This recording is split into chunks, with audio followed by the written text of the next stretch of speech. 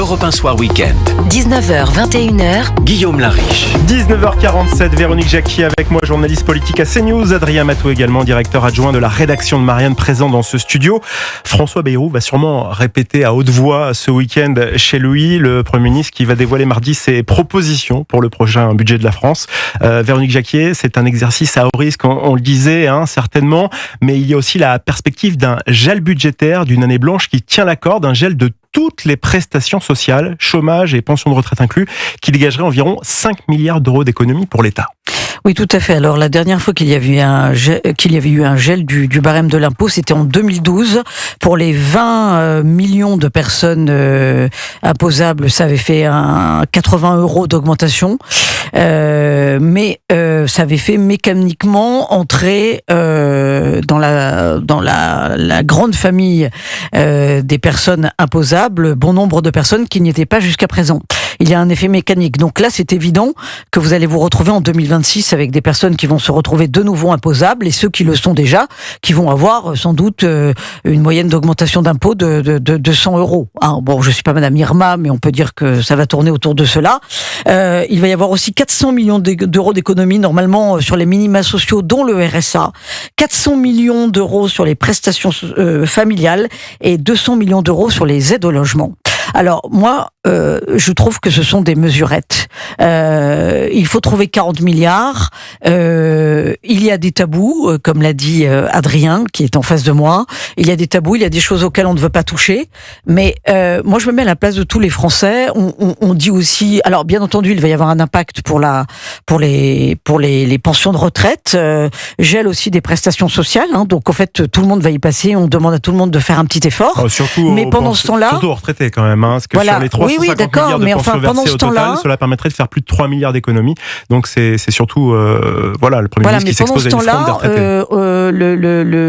L'État ne fait pas d'efforts. C'est-à-dire qu'il n'y a toujours pas de réforme de l'État. Il n'y a toujours pas de prise en compte du nombre de fonctionnaires dont on pourrait se passer. Il n'y a toujours pas de réflexion à mener sur la pertinence de garder et les territoires et les grandes régions et les départements, et quid des intercommunalités. Voyez, il y a plein de réflexions à mener pour savoir comment faire des économies. On a 1 million de fonctionnaires supplémentaires par rapport à l'Allemagne. On ne peut pas dire que les services publics se portent mal en Allemagne, bien au contraire, ça marche bien mieux que chez nous. Donc il y a quand même de sacrées réflexions à mener sur le très long terme, y compris bien entendu sur l'avenir de nos retraites, parce que les retraites, c'est 14% de notre PIB, c'est 600 milliards d'euros de retraite par an, donc c'est colossal, et vous avez une gauche qui nous tient toujours le discours suivant, comme le Rassemblement National d'ailleurs, d'une retraite à 60 ans, voire 62 ans. Alors on est bien d'accord, et des choses ont d'ailleurs déjà été revues, mais ça n'a pas abouti, qu'il faut peut-être repenser les retraites de ceux qui ont commencé à travailler très tôt, ou la carrière des femmes. Il y a sans doute encore quelques injustices à gommer, mais on sait très bien qu'il faut avoir une réflexion pertinente sur le fait de travailler plus longtemps. Là, le Danemark vient de passer à 70 ans. Voilà. Donc, je trouve que ce que nous promet François Bayrou dans 4 jours, c'est des mesurettes. Les Français qui payent des impôts, notamment ceux sur le revenu, vont se dire « et c'est encore nous qui passons à la caisse ».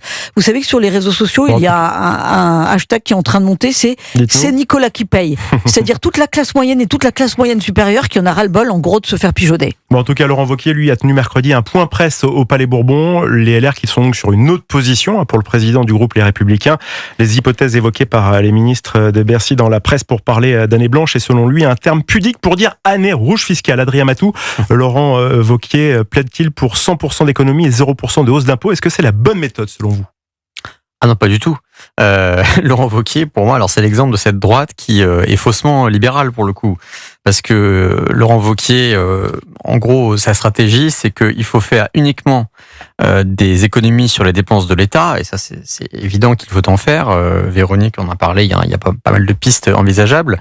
Alors ceci dit, il y a tout simplement des membres de LR qui ont fait des études sur les économies possibles au niveau des dépenses publiques, donc des dépenses de l'État, et en réalité, on ne peut pas aller bien loin.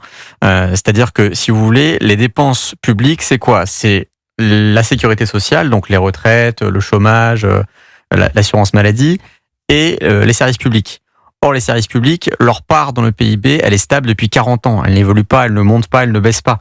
Ce qui a explosé, c'est les dépenses sociales et notamment les retraites en raison du vieillissement de la population. Et donc, Laurent Wauquiez, il est quand même à la tête d'une formation qui dit on est les meilleurs pour réduire la dette et les déficits publics. Par contre, si vous touchez aux retraites, on va voter la censure ou on votera pas avec vous. C'est quand même une position qui, à mon avis, est évidemment liée à l'électorat de LR, mais qui n'est pas cohérente sur le plan, quand on se pose comme un libéral. Vous l'avez dit, la France consacre 14% de son PIB aux retraites, c'est un record mondial. On peut pas, en tout cas, ne pas envisager au moins une désindexation de certaines pensions de retraite. C'est, à mon avis, incontournable quand on cherche 40 milliards.